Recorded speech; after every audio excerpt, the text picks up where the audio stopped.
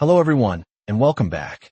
Today we're going to solve a paradox that keeps CFOs and real estate moguls awake at night. Imagine this scenario. You own a massive commercial skyscraper. It's worth $100 million. You have a loan on it for $60 million.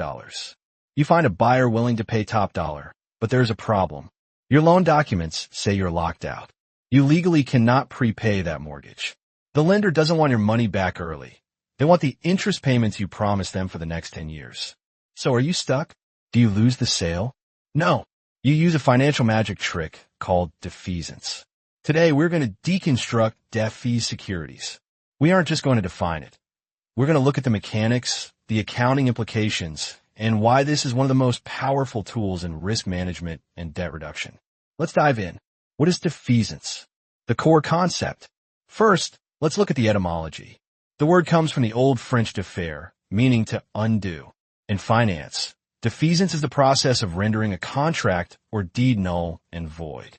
But here is the twist. In modern finance, we don't just tear up the contract.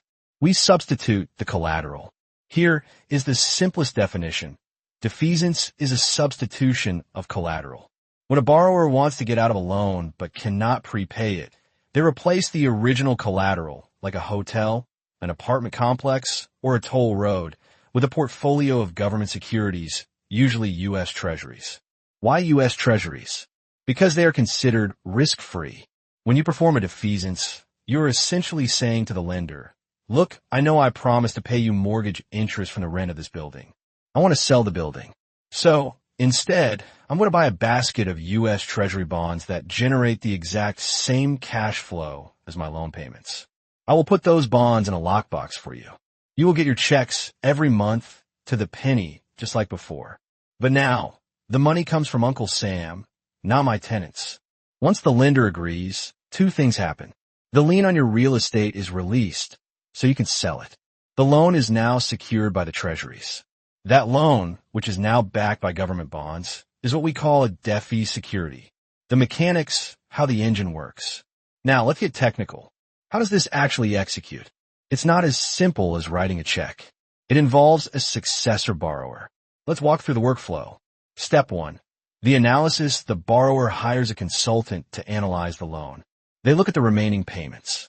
Let's say you owe $10,000 a month for the next 5 years, plus a $1 million balloon payment at the end. Step 2. The portfolio design. You must purchase a specific mix of treasury bonds, notes, bills, and strips so that their coupons and maturities mature at the exact moments you need to pay the lender. If a loan payment is due on September 1st, a treasury bond must mature or pay a coupon on or just before September 1st. This is called cash flow matching. Step 3. The successor borrower. This is the legal firewall. You, the original borrower, transfer the loan obligation to a new, special purpose entity known as the successor borrower. Why? Because you want to walk away. You don't want that debt on your books anymore. Step 4. The swap on closing day. You buy the treasuries. You hand them to a trustee, a bank. The trustee holds them for the benefit of the lender. The lender releases your real estate. The result: the lender is now holding a loan backed by U.S. government debt. Ask yourself, is the lender happy? Answer: they are ecstatic. Their risk profile just dropped to 0. They swapped a risky commercial mortgage for a government-guaranteed cash flow. The credit rating of that security often jumps from BBB to AAA immediately. Real-world case studies. To truly understand this, we need to look at the two main sectors where this happens: commercial real estate, CMBS, and municipal bonds. Case study A, the CMBS.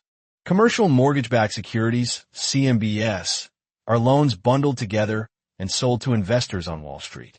These investors expect a guaranteed yield for 10 years. They strictly forbid prepayment. Let's look at Project Alpha, a shopping mall in Texas. The situation: the owner has a $50 million loan at 5% interest. The opportunity: a buyer offers $80 million for the mall, but the loan still has 4 years left. The defeasance: the owner cannot pay off the $50 million. Instead, the owner spends, say, $53 million to buy treasuries that yield enough to cover the remaining payments. The outcome: The owner pays a premium, the extra $3 million, but they free up the mall to sell for a $30 million profit. The cost of defeasance is essentially a transaction cost of the sale. Case Study B, Municipal Advance Refunding. This is where it gets interesting for public finance. Let's talk about a city government. Imagine a city issued bonds 5 years ago at 6% interest to build a stadium. Today, interest rates have dropped to 3%. The city wants to refinance to save money, but the bonds are non-callable, which means they cannot be paid off for another 5 years. The city performs an in-substance defeasance. They issue new bonds today at the low 3% rate. They take the cash from the new bonds and buy treasuries. They put those treasuries in an escrow account to pay off the old 6% bonds as they come due. To the outside world, the city still technically has the old debt. But accounting standards like GSB or FASB allow the city to remove the old debt from their balance sheet because the escrow account guarantees the payment. The debt is defeased in substance. The cost and the risk. This sounds great, right? Clean balance sheets, release collateral. What's the catch? The catch is the defeasance premium. You have to remember the relationship between price and yield. Usually, the interest rate on your loan, say 5%, is higher than the interest rate you could get on safe government treasuries, say 3%. If you owe the bank $1,000 in interest, but your treasuries only pay 3%, you need to buy more than $1,000 worth of treasuries to generate that cash. The math of the premium. If your loan rate is higher than the current treasury rate, defeasance is expensive. You're buying a low-yield asset to pay off a high-rate liability. You must bridge that gap with cash out of pocket.